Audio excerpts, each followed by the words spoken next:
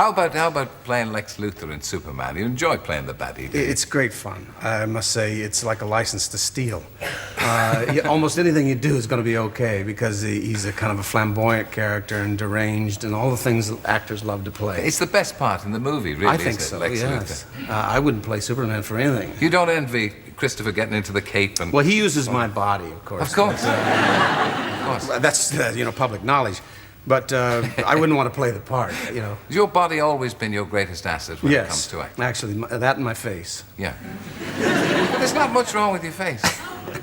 Do you enjoy doing comedy parts? Because, as you say, because of your face, your physique, you tend to play the heavy a lot. Yes. Actually, I started in the theater on Broadway. I did 7 Broadway plays, all of them comedies. Light comedies, very light. I mean, they wouldn't allow them these days. They would be something you'd see on television.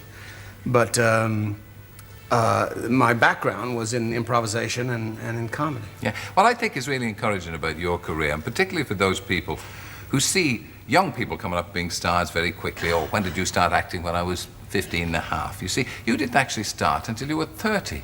Yes. And I think it's great that you reach stardom and you're still a man of 40 or... 40 is right. Yes, 40, yeah. I've done 50 films in 10 years. It's amazing.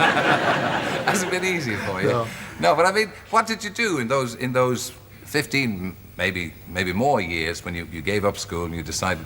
Did you always want to be an actor? Well, I did secretly. I didn't want to tell anybody because I was ashamed. I thought maybe that was something that lightweights did. And actually, I got into the business because I thought it would keep me from working.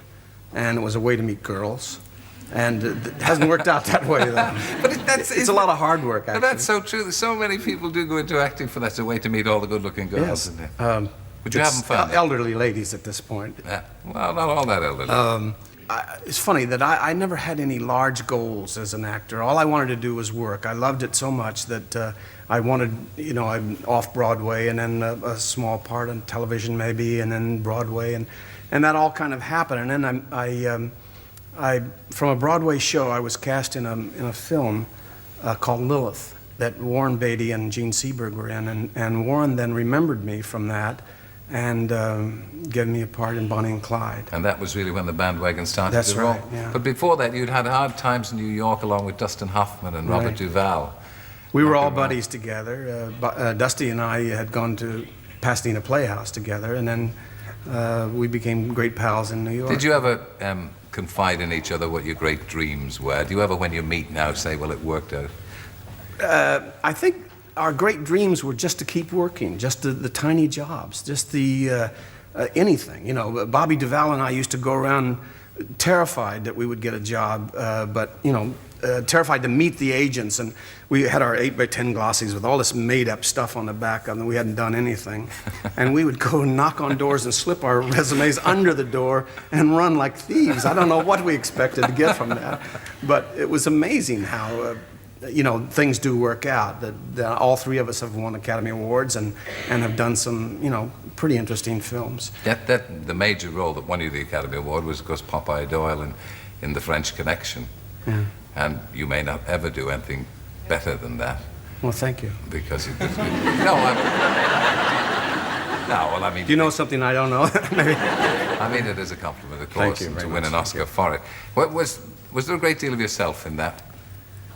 Actually, at the beginning, very little, because I was pretty much over my head. Matter of fact, the second day of shooting, I had asked the director to replace me because I just didn't feel I could do it.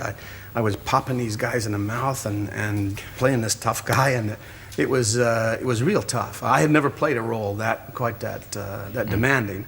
And after a while, you punch somebody long enough, you get kind of used to it, you know. You can quite enjoy it.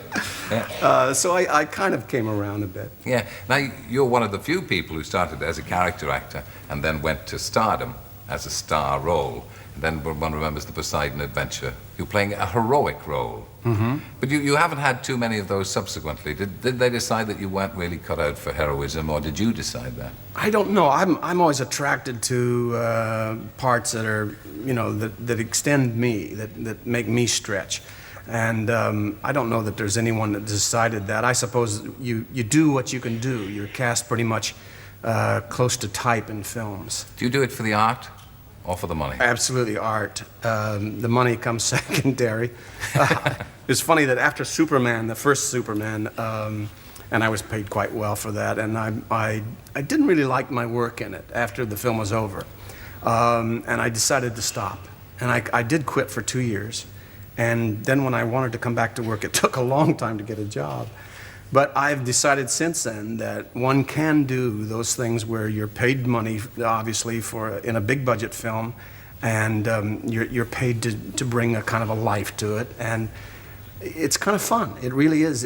One gets used to that bigger than life attitude about that kind of role in Superman. I really enjoy it.